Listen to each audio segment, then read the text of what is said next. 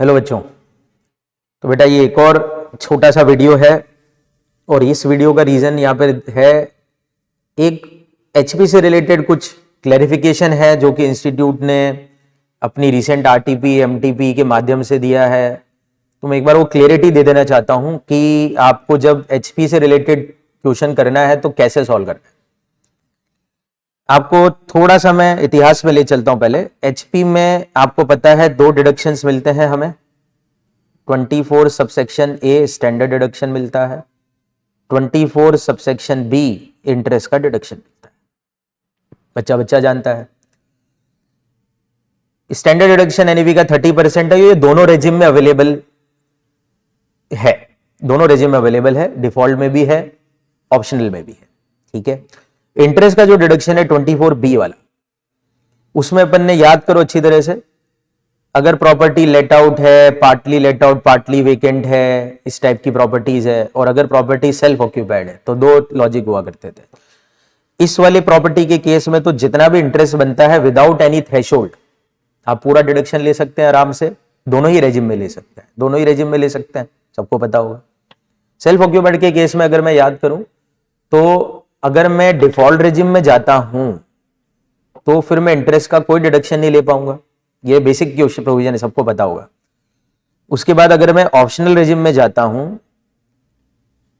Optional regime में जाता हूं तो मैं 2 लाख रुपए या 30,000 रुपए तक का थ्रेशोल्ड के अंतर्गत डिडक्शन ले सकता हूं। डिपेंड करता है वो कंडीशन फुलफिल हुई तो 2 लाख, वरना 30,000 का थ्रेशोल्ड लगता है। ये सबको पता होगा। ये अपन ट्रीटमेंट करते हैं इंटरेस्ट का 24B सेक्शन में। फिर मैंने आगे आपको और कुछ समझाया था।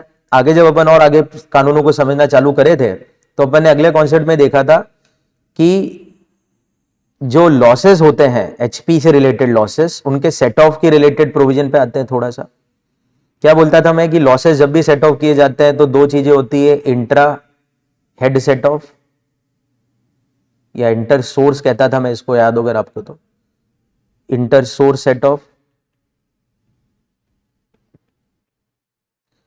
सेकेंड होता था आपका inter head set of,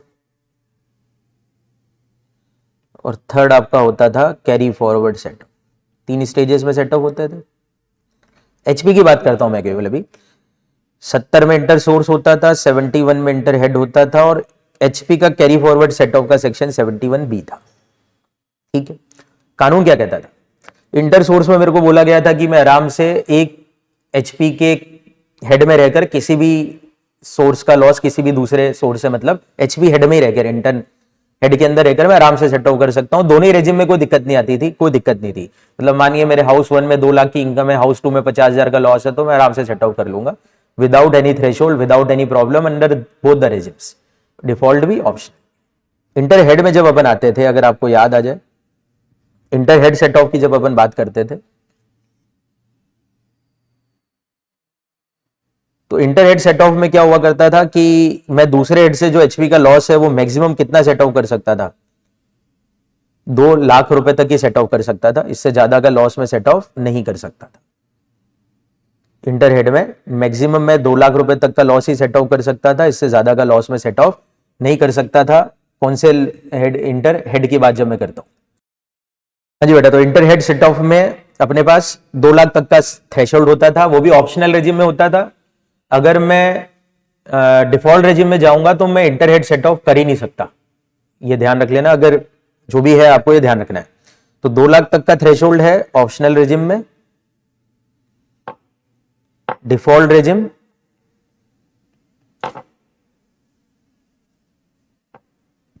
no, बिल्कुल नहीं कर सकता मैं इंटर हेड। ठीक है। अब बात आती है carry forward and set off की।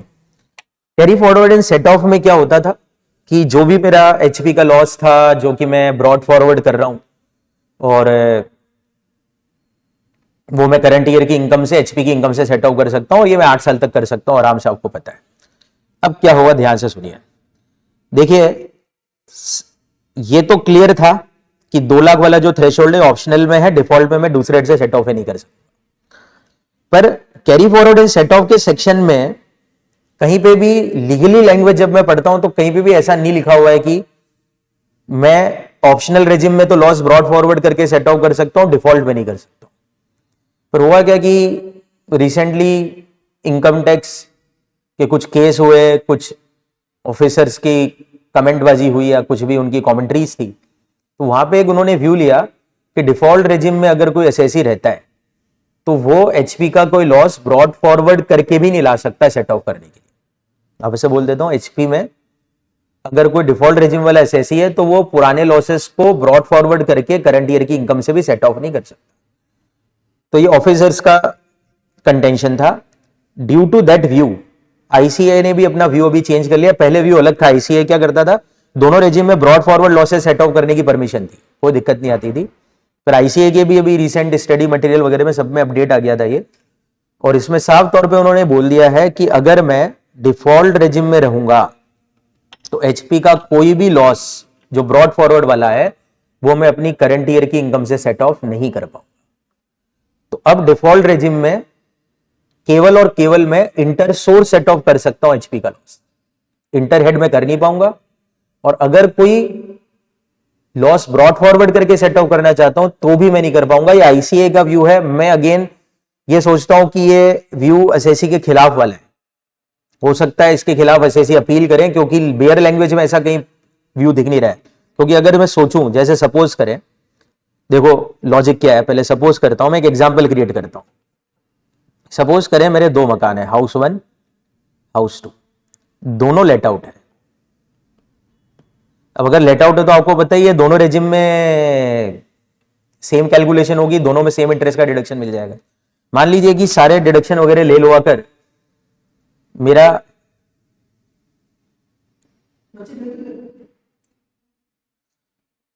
हाउस 1 में मान लीजिए कि मेरा लॉस यानी लेट आउट प्रॉपर्टी उसमें मान लीजिए 3 लाख की इनकम हुई, और हाउस 2 के अंदर जो लेट आउट है उसमें मेरा 6 लाख का लॉस हो गया।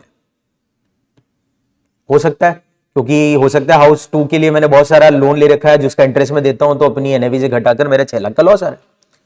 अब क्या करूंगा मैं बेटा, ये इनकम आ गई एक मकान में और ये मकान में लॉस आ गया। अब मैं इंटर सोर्स सेट ऑफ करूंगा तो 3 लाख नेगेटिव में रह जाऊंगा, 3 लाख नेगेटिव में रह जाऊंगा। ये 3 लाख रुपए का जो लॉस मेरा है, अगर मैं ऑप्शनल रेजिम में जाऊंगा तो 2 लाख रुपए तक का लॉस मैं दूसरे हेड से सेट ऑफ करंट ईयर में कर सकता हूं, और बचा हुआ 1 लाख का लॉस मैं कैरी कर सकता हूं। ये प्रोविजन बनेगा ऑप्शनल में। ऑप्शनल में अगर मैं करूं तो क्या करूंगा, मैं 2 लाख तक अगर चाहूं तो इंटर हेड कर लूं इसी साल जिस साल लॉस हो रहा है, और बचा हुआ 1 लाख का लॉस मैं कैरी फॉरवर्ड करके आराम से सेट आउट कर सकता हूं। यह है बात ऑप्शनल रेजिम में। डिफॉल्ट में क्या होता था, डिफॉल्ट में मैं क्या करता था, ये 3 लाख रुपए का लॉस मैं पूरा कैरी कर सकता था, क्योंकि ये तो मेरे को परमिसिबल ही नहीं था डिफॉल्ट रेजिम में करने के लिए। तो ये पूरा 3 कैरी करके आने वाली कमाई से सेट आउट करता। हो सकता है अगले साल लेट आउट मकान में कमाई हो जाती तो मैं आराम से सेट आउट कर लेता। पर ये बड़ा बेकार सा इन्होंने लॉजिक लगा लिया। इन्होंने कहा कि अब डिफॉल्ट रेजिम में आप ये लॉस भी कैरी नहीं कर पाओगे। तो अगर मैं ये लॉस कैरी नहीं कर पाऊंगा तो अगर अगले साल मैं इन्हीं लेट आउट मकानों से इनकम कमाऊं, इन्हीं लेट आउट मकानों से अगले साल में इनकम कमाऊं, तो मेरे को तो उसमें इनकम टैक्स देना है। 3 लाख का लॉस में सेट ऑफ नहीं कर पा रहा हूं। ये डिपार्टमेंट का व्यू था जिसको अब आईसीए ने भी मान लिया। यानी कि आईसीए के क्वेश्चन में अब आपको यही करना है कि नहीं कर सकते 3 लाख का लॉस कैरी डिफॉल्ट रेजिम में। बट टेक्निकली सोचो, ये तो इंटेंशन ही खत्म हो गया।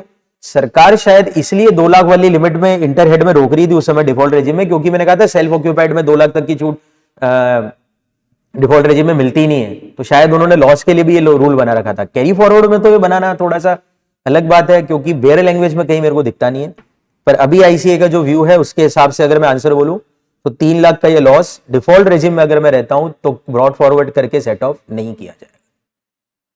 तो ये खत्म हो जाएगा इसी साल, क्योंकि ना मैं इसको दूसरे हेड से कर पाऊंगा, इंटर हेड परमिसिबल नहीं है 2 लाख तक वाला, इसमें कैरी फॉरवर्ड कर नहीं पाऊंगा तो लॉस तो लैप्स हो जाएगा उसी साल डिफॉल्ट रेजिम में रहते ही। तो इसका मतलब है कि एचपी में जिन लोगों का लॉस है उनको तो फिर ऑप्शनल रेजिम में जाना बेटर रहेगा। कम से कम वो लॉस ब्रॉड फॉरवर्ड तो कर सकेंगे, भविष्य की कमाइयों से सेट आउट करके टैक्स तो बचा सकेंगे, यहाँ पे तो लॉस ही स्वाहा हो जाएगा। तो ये क्लैरिफिकेशन आईसीए ने भी मान लिया।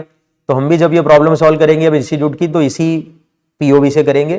तो ये क्लैरिफिकेशन वीडियो है, वीडियो को लाइक जरूर करें।